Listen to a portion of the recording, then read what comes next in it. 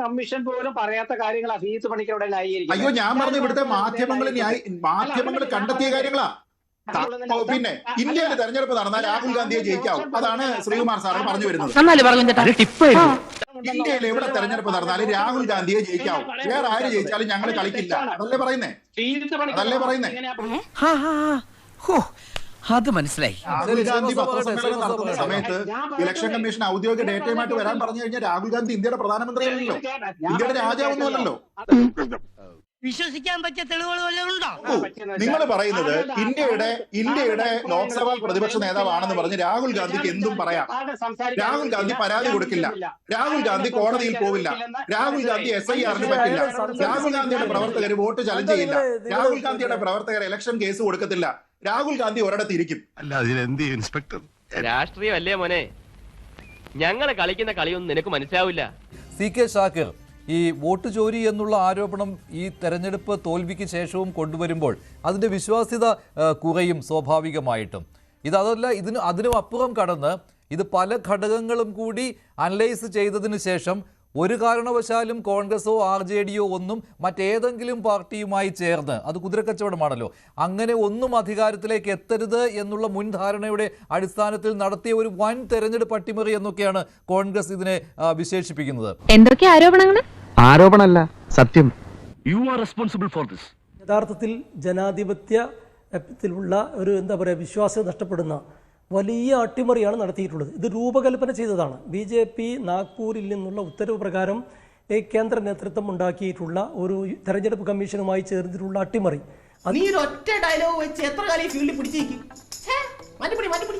ഈ തെരഞ്ഞെടുപ്പ് കമ്മീഷൻ തന്നെ കഴിഞ്ഞ ദിവസം വോട്ടിന്റെ എണ്ണത്തിൽ വലിയ 3 ലക്ഷത്തിലധികം വ്യത്യാസം കണ്ടപ്പോൾ അതിനെ അവര് അംഗീകരിച്ചാൽ ന്യായീകരിക്കാൻ ശ്രമിക്കുകയാണ്.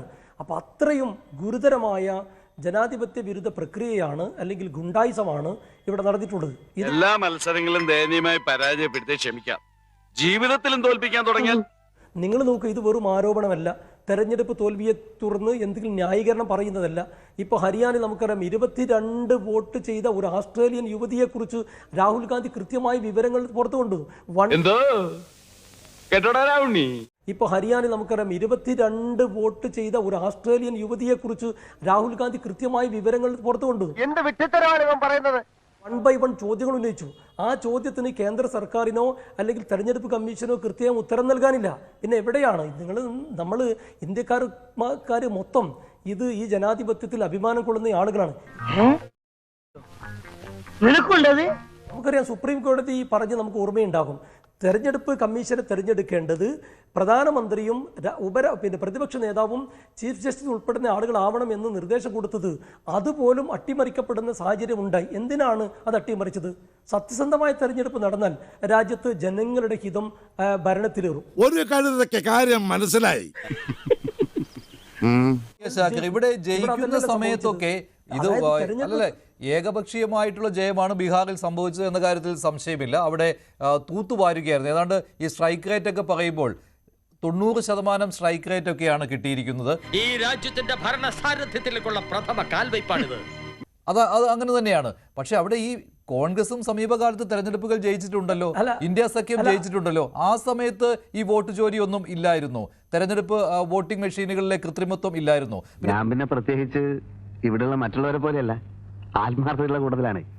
7 കോടി വോട്ട് പോൾ ചെയ്തു. 7 കോടിയാണ് ആകെയുള്ള വോട്ടർമാർ.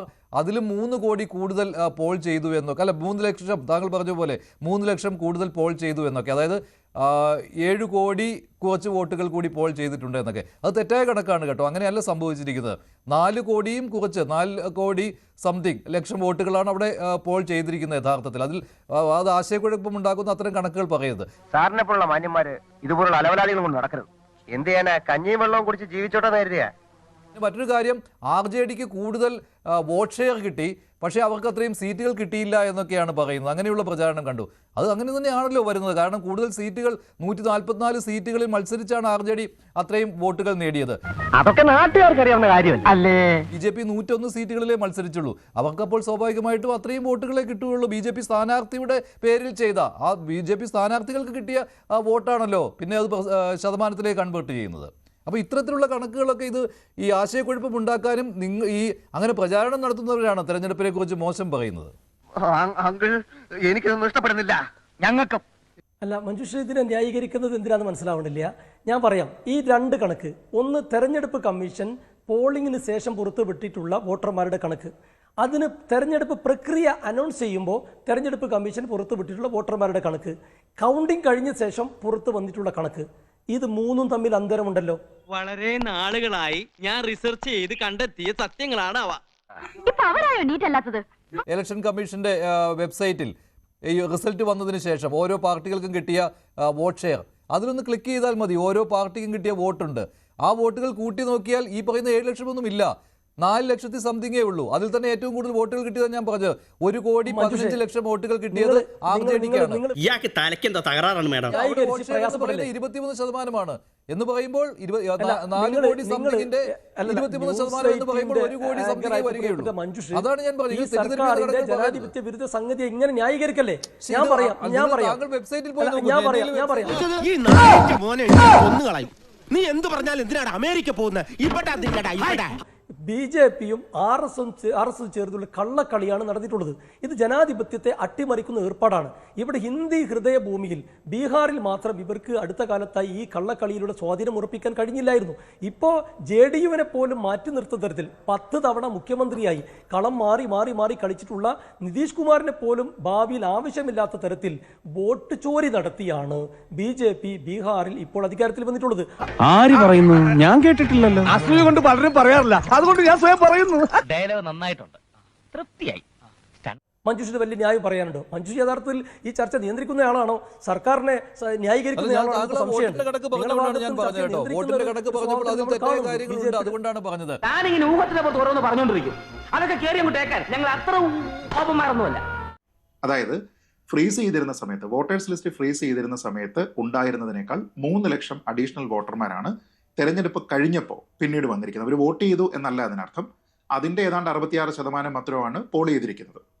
അതാണ് മഞ്ജുഷ് പറഞ്ഞിരിക്കുന്നത്. ഏതാണ്ട് 5 ലക്ഷത്തിൽ താഴെയോ മറ്റോ വരുന്ന കണക്ക് വരുന്നത് അതിലാണ്. അതാണ് ആക്ച്വൽ വന്നിരിക്കുന്നത്. അല്ലാതെ 7 കോടി പേര് വോട്ട് ചെയ്തു എന്നുള്ളതല്ല അതിന്റെ കണക്ക്. അതെന്താണ് എന്നതിനെക്കുറിച്ച്, തെരഞ്ഞെടുപ്പിനെക്കുറിച്ച് ABCD അറിയാവുന്ന, അല്ലെങ്കിൽ ആ പ്രക്രിയ എന്താണ് എന്നതിനെക്കുറിച്ച് അറിയാവുന്ന ഒരു ബൂത്ത് ലെവൽ ഓഫീസറോട് ചോദിച്ചാൽ ശ്രീ ഷാക്കറിന്റെ സംശയം മാറും. എനിക്ക് തലയ്ക്ക് സ്ഥിരതയില്ലെന്നാണ് നിങ്ങൾ പറഞ്ഞു വരുന്നത്. സത്യം അതാണെങ്കിലും അത് തുറന്നു പറഞ്ഞ് മാഷിന്റെ മനസ്സ് വേദനിപ്പിക്കുന്നത് എനിക്ക് ഇഷ്ടമുള്ള കാര്യമല്ല. പിന്നെ ഈ NDA ജയിക്കുന്നതിനുള്ള കാരണം എന്താ? ഒന്ന്, നമ്മുടെ മലയാള മാധ്യമങ്ങളെ മാത്രം നോക്കിക്കോളൂ. ഇവിടെയുള്ള എല്ലാ മലയാള മാധ്യമങ്ങളും അവിടെ പോയി റിപ്പോർട്ട് ചെയ്തു. ഏതെങ്കിലും ഒരു ചാനൽ അവിടെ പോയതിനു ശേഷം അവിടെ ആന്റി ഇൻകംബൻസി ഉണ്ടെന്ന് പറഞ്ഞിട്ടുണ്ടോ? ഒരാൾ പറഞ്ഞിട്ടില്ല. 2, ഇപ്പൊ അവിടെ പ്രത്യേക ഒരു സാഹചര്യമുണ്ട്. അതായത് JDUവിനെ BJPക്ക് എന്തായാലും വേണം. ഇപ്പൊ ഷാക്കർ പറഞ്ഞിരിക്കുന്ന പോലെ ഇവിടെ വേണമെങ്കിൽ നിതീഷ് കുമാർ ഇല്ലെങ്കിലും ഭരിക്കാം എന്നുള്ള അവസ്ഥയല്ല. കാരണം കേന്ദ്രത്തിൽ ഭരിക്കണമെന്നുണ്ടെങ്കിൽ JDU അവർക്ക് വേണം. അങ്ങനെയുള്ള JDUവിന് അവർ അധികാരത്തിൽ വന്നതിന് ശേഷം TDPക്ക് കൊടുക്കുന്നത് പോലെയുള്ള എല്ലാവിധ സൗകര്യങ്ങളും കേന്ദ്രത്തിൽ നിന്ന് കൊടുത്തുകൊണ്ടിരിക്കുകയാണ്. സ്ത്രീകളെ സംബന്ധിച്ചിടത്തോളം ജംഗിൾ രാജ് അവസാനിപ്പിച്ചു എന്ന് പറഞ്ഞ് ഇന്ന് മനോരമയെ നമ്മൾ വായിച്ചതല്ലേ, മനോരമ പത്രത്തിൽ കിടക്കുന്നത് നമ്മൾ വായിച്ചതല്ലേ. നമ്മുടെ മലയാളി പത്രപ്രവർത്തകർ അവിടെ പോയിരുന്ന സമയത്ത് അവരെ റോബി ചെയ്തിരുന്ന ജംഗിൾ രാജിന്റെ ആൾക്കാരുണ്ടായിരുന്നു. ഇവർ പുറത്തു പോയി പരാതി പറയരുത് എന്ന് പറഞ്ഞുകൊണ്ട് ഇവരുടെ അടിവസ്ത്രം മാത്രം കൊടുത്തിട്ട് ബാക്കി വസ്ത്രം ഉൾപ്പെടെ പുറത്തേക്ക് മാറ്റി വെച്ചതിന് ശേഷം പൊക്കോണ്ടിരുന്ന ആൾക്കാരാണ് പണ്ട് ലാലു പ്രസാദ് യാദവ് അവിടെ ഭരിക്കുന്ന സമയത്തുണ്ടായിരുന്ന ഗുണ്ടകൾ എന്ന് നമ്മുടെ മലയാള മാധ്യമങ്ങൾ പറഞ്ഞു. ഇത് മലയാള മനോരമയിൽ വാർത്തയുണ്ട്. ഞാൻ പറഞ്ഞത് അങ്ങനെ ഉണ്ടായിരുന്ന ഒരു സാഹചര്യത്തിൽ നിന്ന് ഇന്ന് അവിടെയുള്ള ആൾക്കാർക്ക് പുറത്തു പോകാം, സ്ത്രീകൾക്ക് പുറത്തിറങ്ങാം, യാത്ര ചെയ്യാം, ജോലി ചെയ്യാം, വിദ്യാഭ്യാസത്തിനുള്ള അവസരങ്ങളുണ്ട്. ഏതാണ്ട് 2.25 ലക്ഷം അധ്യാപകരെയാണ് ഈ നിതീഷ് കുമാർ അവിടെ കഴിഞ്ഞ ടൈമിൽ വന്നതിന് ശേഷം ഒരൊറ്റ വീട്ടിൽ 501 വോട്ടുള്ളത് കള്ളത്തരമാണ്, അത് വോട്ട് ചോരിയാണ്, വ്യാജ വോട്ടർമാരെ ചേർത്തിരിക്കുകയാണെന്ന് പറഞ്ഞിരിക്കുന്നില്ലേ. നമ്മുടെ നാട്ടിലെ മാധ്യമങ്ങൾ വന്ന് പിടിച്ചല്ലോ അതിനെ. എന്നിട്ട് എന്താ സാറേ, അതിനെ സമ്മതിക്കുമോ? അല്ലെ സാർ, അത് സമ്മതിക്കുമോ? നിങ്ങൾ എന്തുകൊണ്ട് ഇങ്ങനെയെന്നാ ഞാൻ ചോദിക്കുന്നത്. സാർ വേണ്ടേ, താങ്കൾ ഈ പറയുന്നതാണ്. അത് ബീഹാറിലെ ജനങ്ങൾ കാണിച്ചു തന്നില്ലേ സാറേ? ഏതാണ് യുക്തി, ഏതാണ് യുക്തിക്ക് നിരക്കാത്തതെന്നുള്ള ബീഹാറിലെ ജനങ്ങൾ കാണിച്ചു തന്നില്ലേ? വ്യക്തമായ കാര്യങ്ങൾ പറഞ്ഞതാണ്.